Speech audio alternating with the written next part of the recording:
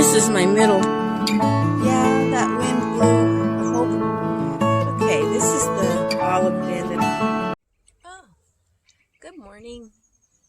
I'm just cutting some more self-heal. I've got some more flowers here. Let me just get a few of these, and I'll take you on a tour of how the garden's doing right now. I've been doing a lot of changes in work, but then that's a continual thing. Excuse me, I don't know if I'm going to be here this fall. I have lots of ideas of what I want to do. I love creating things. That box right in front of me, this is the only time of day it gets any sun, and I would love to move it. I want to show you something and tell you about, it's really cool the way this olive tree and this apricot tree come together, and it's pretty here, and it's a shadier spot most of the day, but nothing grows in that box. So let me go get you, and I'll show you what I'm talking about, and then we'll start our garden tour. Okay, this is the olive bin that I garden in, but I've tried stuff and tried it for the last 2 years. Nothing will grow. It does have a little bit of sun, but it doesn't have it for long. But see, if you look up here, you can see how the trees kind of meet. Of course, the wind has been blowing big branches off of my apricot tree. The whole top is gone, so I may get a little more sun than usual. But, yeah, it's kind of... Yeah, that wind blew a whole branch down that was just loaded, and they're still a little bit green. I ordinarily wouldn't have picked them yet. But maybe it was a blessing in disguise, because we've been so dry and hot that a lot more bugs and worms and things have come. I usually don't have problems with worms in my apricots, but I'm finding some this year already, and they're not even totally ripe yet. So let me show you what I did when that big old branch came down. Voila! This is what I did. I canned. Green apricots. Well, they're not totally green, so cooking them a little should sweeten them up, and then they're in a light syrup. And I don't know what I'll do with them yet, but I'll have them if we get hungry. We've actually had several branches that have fallen, but before they were just too green. Now they're actually close enough, I think, that they'll be okay. Anyway, let's go back out, and I'll go ahead and give you the tour of the garden. Okay, now this is my middle fence, and when you come in here, this is where we were earlier, right on the other side of this box is my self-heal. And I was thinking about just having someone take this out for me and make this a nice sitting spot for the garden. But like I said, I don't know if I'll even be here, so I don't know if I'll do that, but I'm just going to enjoy what I have for right now. Let's go around to the far end, and we'll start there and work our way back. Okay. This is this end of the garden this morning. It's probably about 7:15, something like that in the morning. And let's go ahead and go in. Move over, little girl. Move over, little big girl now. She's gotten so big now.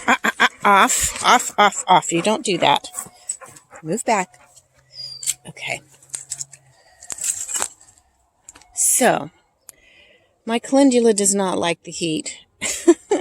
But you know, on the other side of the calendula, see that little bitty thing of lettuce down there submerged in weeds? I hope it goes to seed, because last year it came up as a volunteer, and it's wonderful lettuce, and it takes the heat better than any other lettuce I've had. Maybe it's because it's a little bit cooler over in this spot. I don't know. But kind of interesting. These are my marshmallow plants. And they are so good with the mucilage in them to make a tea with cold. You cold infuse it. And I have a lot of tummy problems, so it really does seem to soothe my stomach. I'm really thankful for that herb. I used to have a huge artichoke here. I don't know what happened, if the gophers ate the roots or the bugs killed it or what, but it's been rough. The little ones, this one has almost died, but I noticed there's a little green in some of the leaves, so it might come back. I don't know. They're a lost cause, so let's go on, at least for this year.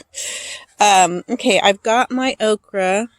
I've got about 6 or 7 plants that left. That's a delicata squash, and I really hope the chickens don't get in here. They've been wallering on the other side of the fence to where I have to make sure they don't make a hole and come in, because they tend to push underneath the gate. Chickens are not supposed to muscle their way around, but my chickens are determined chickens. Down there is a yellow zucchini that the chickens, when they've got in, have almost killed about 3 times, but it's coming back. Sunflower there. I actually got 3 little bitty zucchinis off that plant yesterday and made a little stir fry with eggs, and they were really good. I had other veggies in it too. And there's a purple basil. This is a brandywine tomato plant, and it's looking really good. Look at these leaves. And it's just a baby, but it's already putting on a baby. My dog's over there eating one of the branches that fell out of the apricot tree.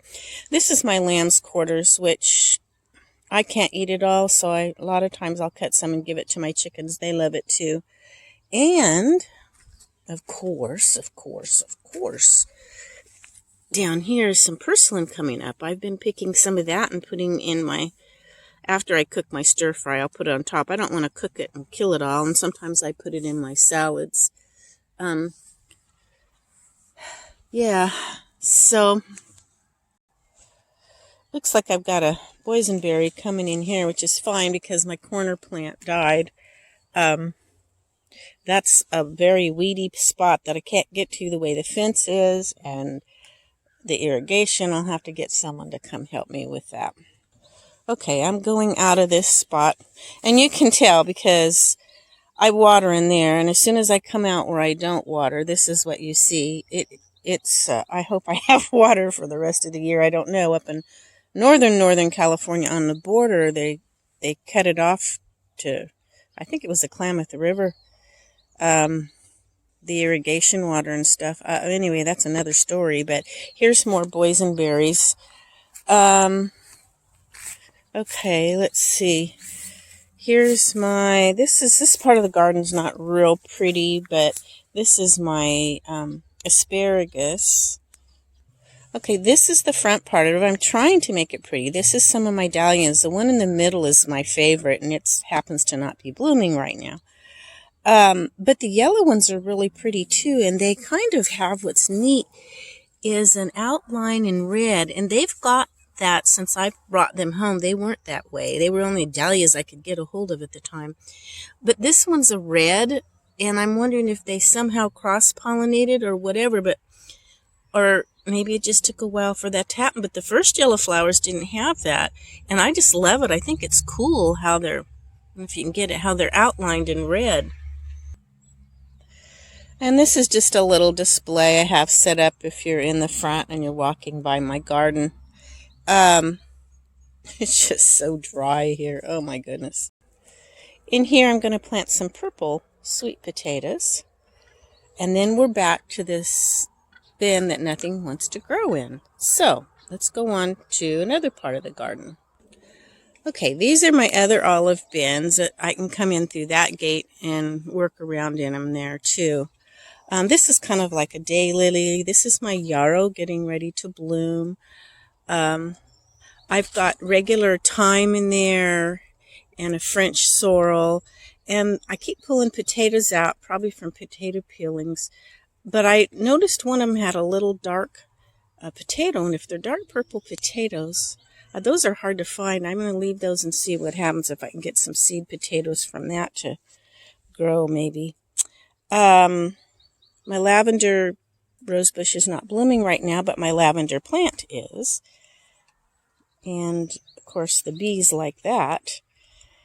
So that's good. It's drawing in the bees. And then I've got blackberries over there. That's really a bee drawer. But the bees are just they've been on the blackberries, but they've just starting to find my garden, it seems like. There's some, I don't know, they just a hard time moving past the blackberries. That's my Rosa Sharon and skullcap. Now, this is an area that I've been working on here. And, okay, if you can see with the way the shade is, I've just got all kinds of things in here. Down there, this is like, I think it was an Asian jasmine that died, and it looks like it's starting right here to come back. Yay, I didn't know if it was going to, but something else came up. This looks like a basil.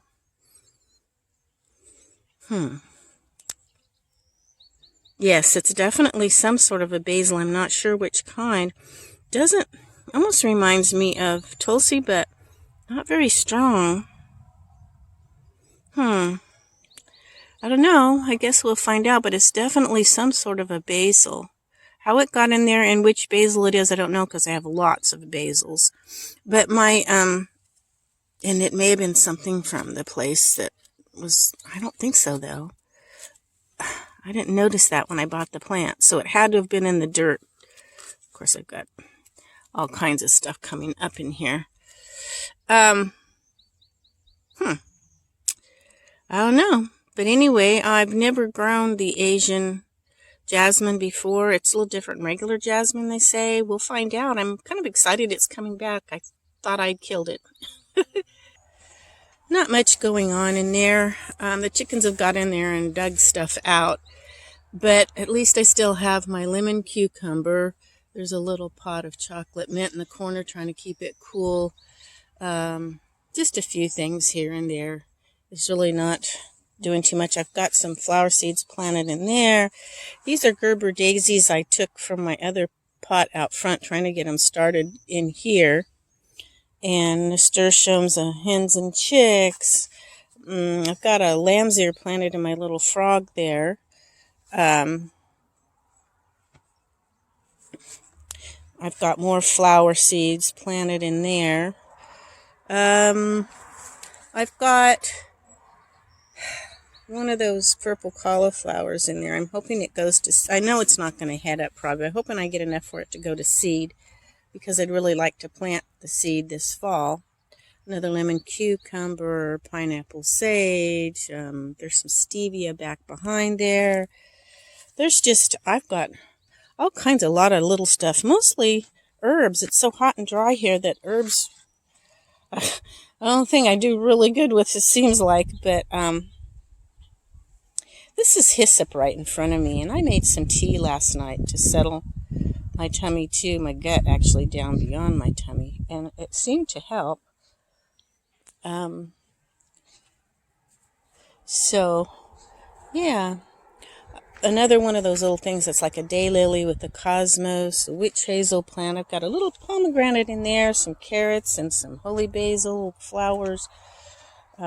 This looks like parsley, but it is not. This is what's a plant called anise, and it tastes kind of, oh, look at this. Whatever that is in that other pot, there's a weed, is coming up in here as well.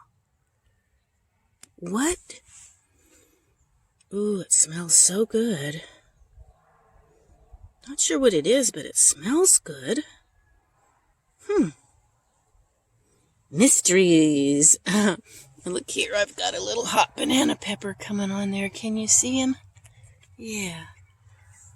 And another little one up here, but that bigger one down there. This is another type of basil, ruby red, I think it is. I really like the flavor of that, too. Okay, back behind me here, here's another tomato, and I've got some flowers planted around it. I love my feverfew, but it's like a weed. I've been pulling up little ones everywhere. It comes back everywhere, but it's such a bright, cheery flower. Got some cilantro down there, but I harvested pretty well, and it's so hot, I don't think it's going to come back. There's a sage there, another purple cauliflower. I'm hoping over here it's a little cooler and protected, but there's a head didn't develop. I'm hoping enough, like I said, develops to make seed. Society garlic, This was supposed to have been a cantaloupe from my seeds, but this one looks like watermelon to me. So it must have been a hybrid of some sort. Okay, these are Mr. Stripey's that I grew. This is a cinnamon basil that I'm really coming to love. This is lemon thyme that I really, really like too. And then if we go back over here, this is my hawthorn. This is my strawberries. I did have on the bottom tier, I had spinach, but it bolted and everything. So, yeah. Over here, we passed up my other 2 things of potatoes back there, but this is my 3rd bag I just started. My other potatoes are about done. My lamb's ear, that I don't know where to plant it. I believe this is, that's a hot banana, cucumber. That's a chase tree right behind it. There's a dahlia and a strawberry, an elderberry. This one doesn't do too much. My other elderberries are flowering for me, but this one hasn't done much. Over here, I took down that plant there. I'm not thinking real good this morning. And I transplanted it in the ground. So then I've got a pepper plant with stuff planted around it, parsley, flatleaf parsley and stuff. Another pepper plant. This squash is nearly died on me, but it's coming back beautifully now. Should be much stronger now, huh? And this is valerian, another pepper. This is ashwagandha that I grew from seed. And then over here, I've got a little fig there. I've got all kinds of stuff in here. I've even got some delicata squash, little squash planted, but I've got echinacea and all kinds of flowers.